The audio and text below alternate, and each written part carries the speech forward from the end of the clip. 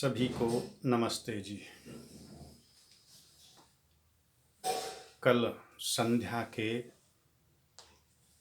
तीसरे भाग में हमने मार्जन मंत्र के द्वारा इस शरीर की स्वच्छता पर, पवित्रता पर, निर्मलता पर, निरोगता पर विचार किया। आज हम अघमर्षण मंत्र के विषय में चर्चा करेंगे, किंतु अघमर्षण मंत्र के पूर्व एक प्राणायाम मंत्र है। संक्षेप में इस प्राणायाम मंत्र पर भी विचार करेंगे। इस प्राणायाम मंत्र को जब हम इस मंत्र का उच्चारण करते हैं, इसके साथ साथ प्राणायाम करते हैं। सर्वप्रथम अंदर का जो भी हमारा श्वास है, इसको हम बाहर छोड़ देते हैं।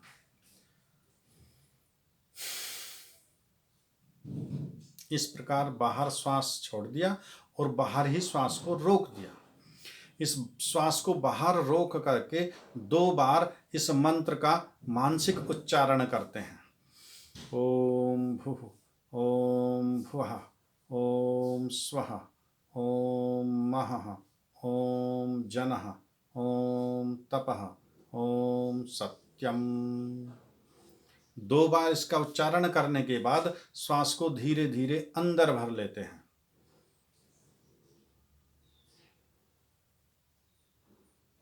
पूरा श्वास जब अंदर भर लिया है, एक बार अंदर श्वास पूरा भर के उसको वहीं पर रोक देते हैं और मानसिक उच्चारण करते हैं इसी मंत्र का। यह हमारा एक प्राणायाम हुआ।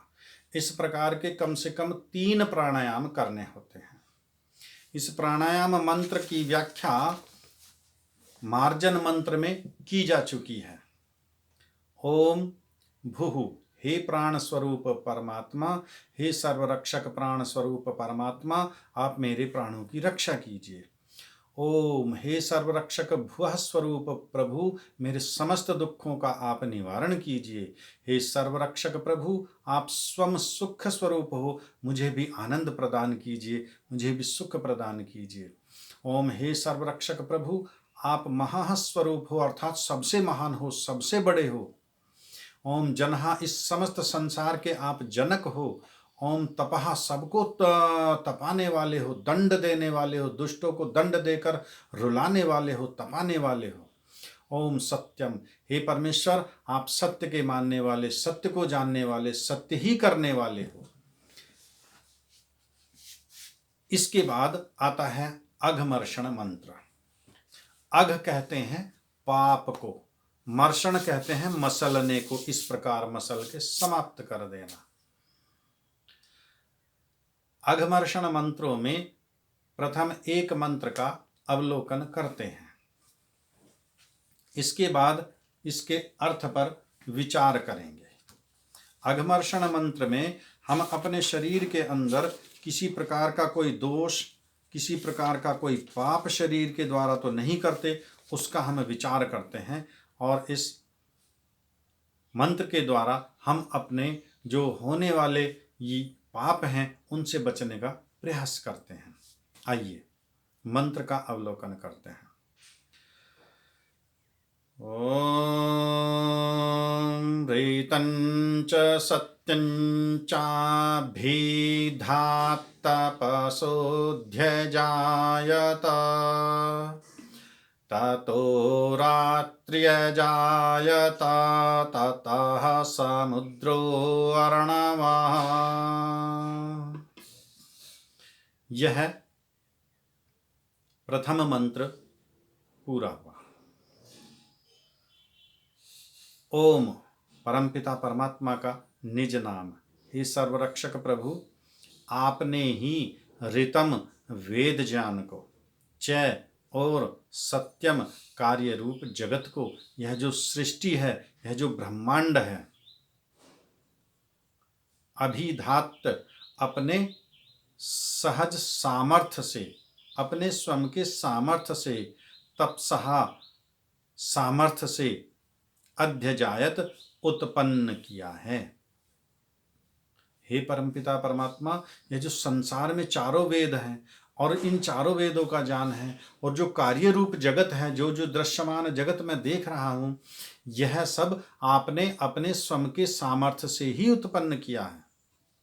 ततः आप ही से, उस ही ईश्वर से रात्रि, प्रलय रूपी रात्रि, यह जो सृष्टि का काल है, इसको दिन के रूप में, ब्रह्म दिन के रूप में माना जाता है। और जो प्रलय काल होता है, इतने ही समय का 4 अरब 32 करोड़ की है सृष्टि, और 4 अरब 32 करोड़ का यह प्रलय काल होता है। तो ये जो प्रलय रूपी रात्रि है, यह भी ईश्वर से ही उत्पन्न होती है। अर्थात किसी का कोई सामर्थ्य नहीं कि इस संसार को नष्ट कर दे। इस प्रलय करने का कार्य भी उस परमपिता परमात्मा का ही है। अजायत उत्पन्न हुई, अर्थात आपसे ही यह सृष्टि उत्पन्न होती है, आपसे ही यह प्रलय उत्पन्न होता है। ततः उसी ईश्वर से समुद्रः, पृथ्वी पर स्थित समुद्र, अर्णवः, और इस आकाश में स्थित समुद्र उत्पन्न होते हैं। इस भावार्थ में जो हमने देखा है, इस पूरे भावार्थ में कहीं कोई पाप मर्षण का तो कहीं कोई अर्थ हमें दिखाई नहीं देता है। फिर हम अपना पाप किस प्रकार छुड़ाएंगे? फिर से एक बार मंत्र का अवलोकन करते हैं। ऋत कहते हैं सत्य, जो हमारे 4 वेद हैं, और सत्य जो कार्य रूप जगत है, यह जगत भी असत्य नहीं, यह मिथ्या नहीं है। जो कुछ हमें दिख रहा है, यह है वास्तव में। यह जल है, अग्नि है, वायु है, पृथ्वी है, भूमि है, हमारा शरीर है, यह प्रकृति, जो अब इसमें पेड़ पौधे, वृक्ष, लताएं, कीट पतंग, पशु पक्षी जितने हैं, सब वास्तव में हैं। सबकी अपनी अपनी सत्ता है। किंतु इन सब को उत्पन्न किसने किया है? हमारा शरीर किसने बनाया है? परमपिता परमात्मा ने। पशु पक्षियों को किसने बनाया है? परमपिता परमात्मा ने। वृक्ष किसने बनाए हैं? ईश्वर ने। ये महासमुद्र किसने बनाए हैं? ईश्वर ने। जल अग्नि वायु किसने बनाए हैं? ईश्वर ने। तो ये सब जगत के पदार्थ जितने भी हैं, जड़ और चेतन पदार्थ हैं, वो सब उसी ईश्वर ने अपने सामर्थ्य से ही उत्पन्न किए हैं। और इस पृथ्वी पर स्थित जो ये महासमुद्र हैं, बड़े बड़े महासागर हैं, इतने विशाल जल राशि को किसने उत्पन्न किया है? यह सब उस परमपिता परमात्मा की शक्ति है। अपनी शक्ति से उसी ईश्वर ने इस सब जगत को उत्पन्न किया है। अर्णवः, आकाश में स्थित जो समुद्र है। आकाश में कौन सा समुद्र होता है? पृथ्वी पर तो समुद्र हमें दिखाई पड़ता है, आकाश में कैसा समुद्र है? यह जल 3 रूपों में होता है। ठोस के रूप में, बर्फ के रूप में, और द्रव्य के रूप में, तरल के रूप में, अर्थात जो जल है, जिसको हम पीने के लिए प्रयोग करते हैं, स्नान आदि के लिए प्रयोग करते हैं। और तीसरा ये गैस के रूप में होता है। तो आकाश में जो स्थित समुद्र है, वह बादलों के जो मेघमंडल जो हैं, यह सब आकाश वाले समुद्र हैं। आकाश वाले समुद्र किसने उत्पन्न किए हैं? पृथ्वी वाले समुद्र किसने उत्पन्न किए हैं? ये सब समुद्र उस परमपिता परमात्मा ने उत्पन्न किए हैं। अब इसमें पाप निवारण का कहीं कोई वर्णन नहीं आया है। पाप निवारण का इतना अर्थ होता है कि हम उस ईश्वर के सामर्थ्य से यहाँ पर हमारा परिचय होता है। हम अपनी छोटी सी बुद्धि पर इतना अहंकार करते हैं, हम अपने छोटे से यश पर बहुत बड़ा अहंकार करते हैं, हम अपने थोड़े से सामर्थ्य और बल पुरुषार्थ पर बहुत बड़ा अहंकार करते हैं। इस अहंकार के वशीभूत होकर हम बहुत सारे अपराध कर जाते हैं। जब हमें अपना सामर्थ्य प्रतीत हो गया है, जब हमने अपना सामर्थ्य देख लिया है कि हमारा तो कुछ भी सामर्थ्य नहीं है, यह शरीर तो हमारा वास्तव में है ही नहीं, यह तो उस परमपिता परमात्मा ने बनाकर हमें उस लक्ष्य की प्राप्ति के लिए साधन दिया है, यह हमारा नहीं है। यदि हम पड़ोसी की गाड़ी मांग करके लाए हैं और यात्रा पर चले हैं, तो उसमें अहंकार किस बात का है कि मेरे पास गाड़ी है इतनी सुंदर अच्छी बड़ी, ये तो मंगी हुई गाड़ी है, मेरी थोड़ा ही है, अपनी नहीं है।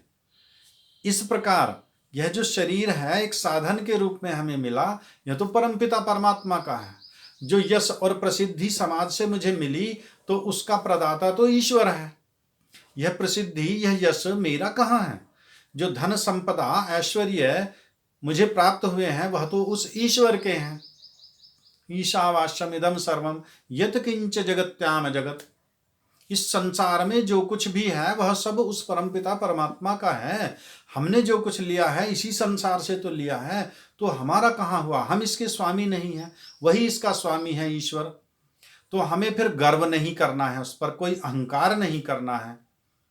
अहंकार करेंगे तो अहंकार के वशीभूत होकर, अभिमान के वशीभूत होकर गलत कार्य करेंगे। गलत कार्य करेंगे तो उससे हमारा पाप कर्म बनेगा। पाप कर्म बनेगा तो जिस लक्ष्य को लेकर के चल रहे हैं उस लक्ष्य से तो पीछे छूट जाएंगे। पापी को तो ईश्वर नहीं प्राप्त हो सकता, पापी को तो मोक्ष प्राप्त नहीं हो सकता, पापी का तो लोक में कोई सहायक नहीं बन सकता। इस प्रकार हम अनागत दुखों से, अनागत पापों से बच जाते हैं। इसलिए इनको कहते हैं अघमर्षण मंत्र, पाप निवारण मंत्र। तो प्रथम मंत्र का हमने अवलोकन किया इसमें कि यह सारा संसार, जड़ जगत और चेतन जगत, जितनी भी सब रचनाएं हैं, जितना भी इस सृष्टि में ज्ञान है, जितनी भी विद्याएं हैं, वह सब उस परमपिता परमात्मा की हैं। मेरे पास जितनी विद्या, मेरे पास जितना बल, मेरे पास जितना धन, मेरे पास जितना वैभव, वह सब उस ईश्वर का है। मेरा इसमें कुछ भी नहीं है। सब सत्य विद्या और जो पदार्थ विद्या से जाने जाते हैं उन सब का आदि मूल परमेश्वर है। उसी से हमें सब कुछ प्राप्त करना है, उसी से विद्या प्राप्त करनी है, उसी से बल प्राप्त करना है, उसी से यश प्राप्त करना है। फिर अहंकार किस बात का है? यह तो सब उसी की शक्ति से हम कार्य संचालन कर रहे हैं। यदि ईश्वर हमारे शरीर से अपनी शक्ति को खींच लेगा तो हम बोल नहीं पाएंगे। ईश्वर अपनी शक्ति वापस ले लेगा तो हम देख नहीं पाएंगे। ईश्वर अपनी शक्ति वापस ले लेगा तो हम सुन नहीं पाएंगे। ईश्वर अपनी शक्ति वापस ले लेगा तो हम चल नहीं पाएंगे। तो जितने भी हम इस शरीर से कार्य करते हैं, ये सब कार्य उस ईश्वर की शक्ति के द्वारा किए जाते हैं। इसलिए हमें किसी प्रकार का कोई अभिमान, कोई अहंकार करने की आवश्यकता नहीं। जब हम किसी प्रकार का कोई अहंकार भाव नहीं लाएंगे अपने मन में, मस्तिष्क में, तो हम अनागत दुखों से, अर्थात उनके वशीभूत, अहंकार अभिमान के वशीभूत होकर जो कर्म करेंगे, उस कर्म के फलस्वरूप जो मिलने वाला दंड है, हम उससे बच जाएंगे और अपने लक्ष्य की ओर बढ़ जाएंगे। यह इस मंत्र का भाव। अगला मंत्र कल विचार के लिए लेंगे। आज यहीं समापन करते हैं। आप सभी का धन्यवाद। आप इस वीडियो को अधिक से अधिक प्रचारित करते रहिए ताकि सभी को इस संध्या का अधिक से अधिक लाभ मिल सके, और इस चैनल को आप सब्सक्राइब करते रहिए। आप सभी का बहुत बहुत धन्यवाद। सभी को नमस्ते जी।